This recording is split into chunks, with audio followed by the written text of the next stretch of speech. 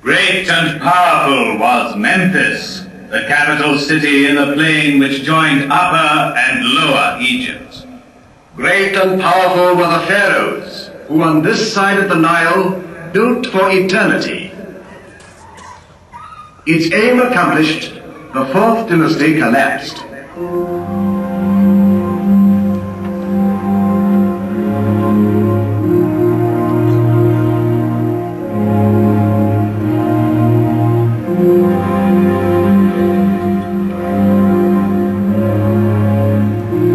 But the pyramids still stand.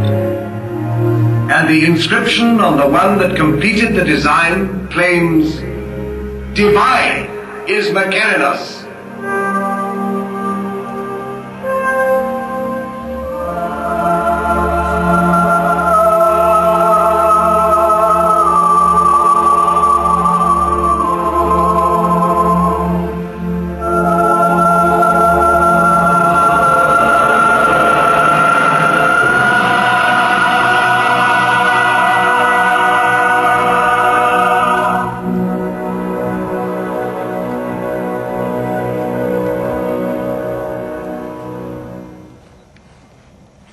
Here 3 pharaohs reign, Cheops, Khephren, and Mykerinos.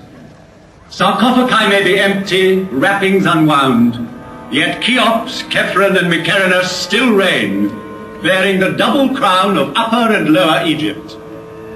They reign over their court, buried round them, over these small pyramids where their queens lie, over the tombs of their ministers, over the whole hierarchy, sleeping forever. Chamberlains, high priests, buffoons, architects, courtesans, each in his proper place in these funerary chambers which are called mastabas. For this is a royal palace of the dead, with triumphal perspectives, pavilions, corridors, secret rooms, strong walls.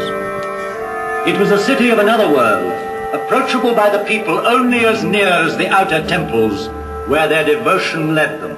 Coming from the Nile, one ascended by a monumental causeway built on the same colossal scale to the high temples where only the priests lived among the secrets of the mummies. They alone knew for what journey the great barges were being prepared at the foot of the tombs. A journey with the sun. A journey which has lasted 4,500 years.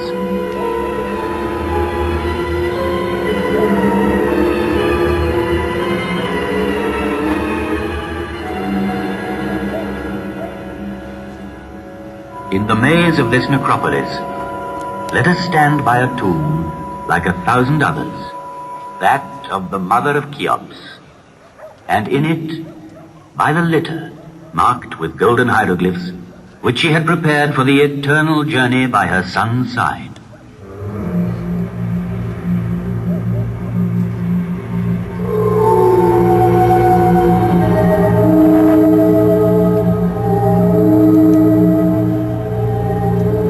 Neither wind, nor sand, nor centuries could ever entirely silence the voice of the desert.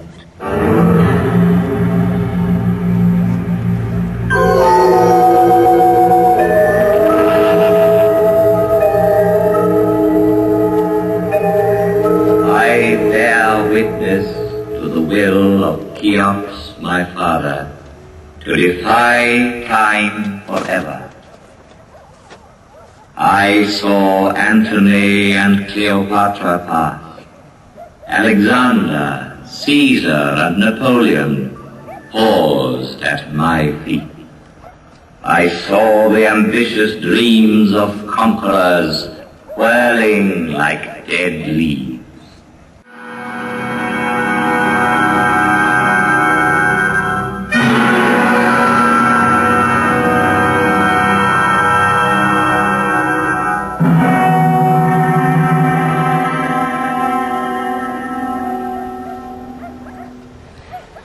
Of all ancient monuments, it is the pyramids which have always appealed most vividly to man's imagination. Considered from its top downwards, a pyramid is like the sun's rays bursting through a gap in the clouds. It commemorates the greatest victory of all, victory over death.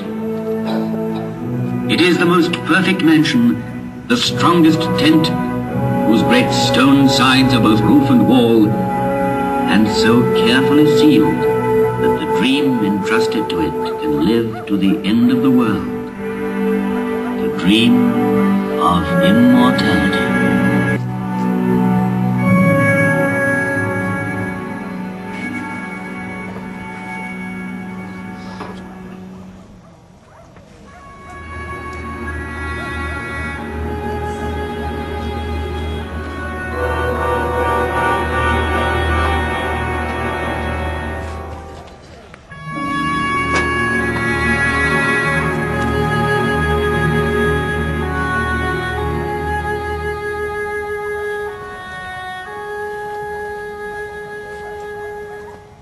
Hidden in the secrecy of its tomb, attended by a whole crowd of statues, provided with all that was necessary for the journey, there, in the sarcophagus, lay the mummy, to be called on by the soul. For alone and without the body, the soul could not go into the night. And from the depths of this tomb still rises the scent of herbs, cedar oil, resin, and myrrh.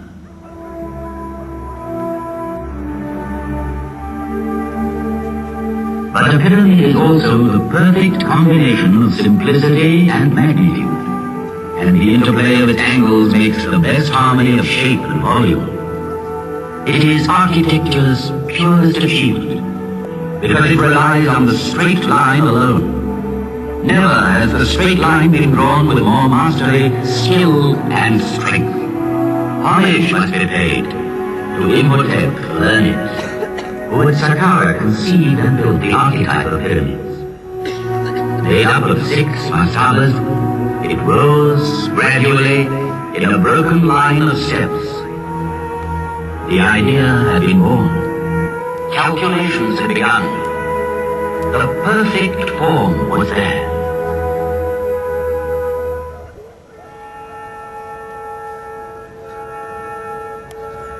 Among all the objects laid by a dead man's side in his tomb, a scribe's palette is undoubtedly the most precious. From it were drawn the hieroglyphs representing the figures which made possible the fabulous calculations ordering these mountains of stone. A lotus flower for 1,000, a finger worth 10-fold, a tadpole for 100,000, and the scribe's 2 hands joined in prayer for a minute.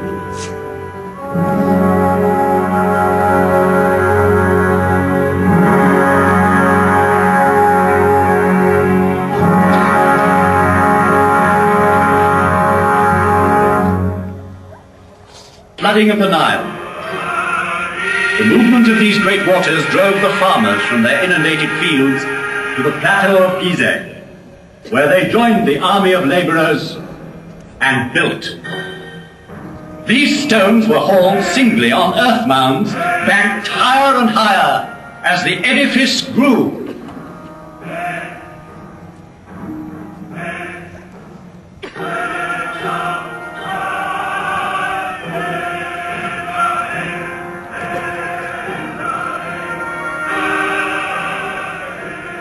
In front of such superhuman effort, can one believe in the legend of the whip? It needs mystical fervor to build a pyramid. Faith. Those who worked here deserve not our pity, but our deepest respect and admiration. They lived through one of those rare times when man knows with absolute certainty what he has to do and where to go, because he believes.